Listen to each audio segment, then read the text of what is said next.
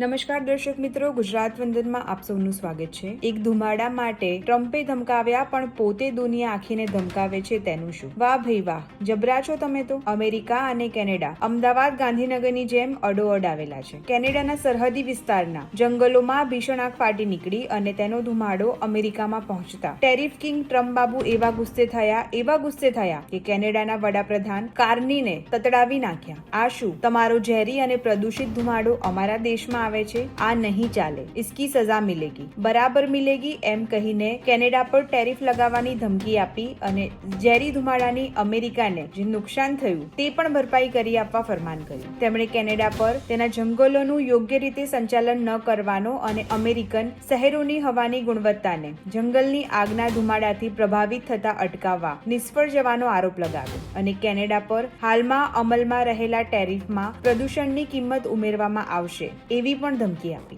આને કહેવાય ચોરી પર સીનાચોરી. પોતે કરે તો લીલા અને બીજા કરે તો કેરેક્ટર ઢીલા. આ મામલે દુનિયા આખી ટ્રમ્પ બાબાને સવાલ કરે છે કે મિસ્ટર ટ્રમ્પ, તમે તમારા સ્વાર્થ ખાતર ઇઝરાયલની સાથે મળીને ઈરાન પર જે હુમલો કર્યો, જે બોમ્બ ઝીક્યા, જે મિસાઇલો ફેંકી, તેના પગલે હોર્મુઝ ખાડી બંધ થઈ ગઈ અને ભારત સહિતના કેટલાય દેશોના હાજા ગગડી ગયા છે. ભારતનો રૂપિયો તો ડોલરની સામે સરળતા ગગડતા 96 રૂપિયા પહોંચી ગયો. મિસ્ટર ટ્રમ્પ, કોઈ એવો દેશ બાકી નથી કે જે તમારી અવળચંડાઈ અને મનમાની તથા મને પૂછનાર કોણના અહંકાર અને અભિમાનનો ભોગ ન બન્યો હોય. મિસ્ટર ટ્રમ્પ, અમે ભારતવાસીઓ પેટ્રોલ અને ડીઝલ અને ગેસનો જે ભાવ વધારો સહન કરી રહ્યા છીએ ને, એ તમારા અને ઇઝરાયલના કાળ કરતૂતોનું પરિણામ છે. ખાડી બંધ થતા તેલનો જથ્થો ઓછો થયો અને અમારી સરકાર તો જાણે કે ટાપીને જ બેઠી હતી કે કોઈ કારણ મળે તો પેટ્રોલનો ભાવ 100 રૂપિયે પહોંચાડી દેવો. અને થયું પણ એવું જ. હવે સરકારને અને પેટ્રોલિયમ મંત્રી હરદીપસિંહ પુરીની પૂરેપૂરી લાગણીઓ સંતોષાઈ હશે કે ચાલો આપણે એક સરસ કામ કર્યું અને પેટ્રોલનો ભાવ 100 રૂપિયા પહોંચાડીને સરકારી તેલ કંપનીઓની આવક થઈ રહી છે. મિસ્ટર ટ્રમ્પ, તમે એક ધુમાડાને કારણે કેનેડાને ધમકાવો છો, પણ તમે ભારતને ટેરિફ અને રશિયા પાસેથી તેલ નહીં ખરીદવાની 56 વખત ધાક ધમકી આપી તેનું શું? આ તો ઠીક છે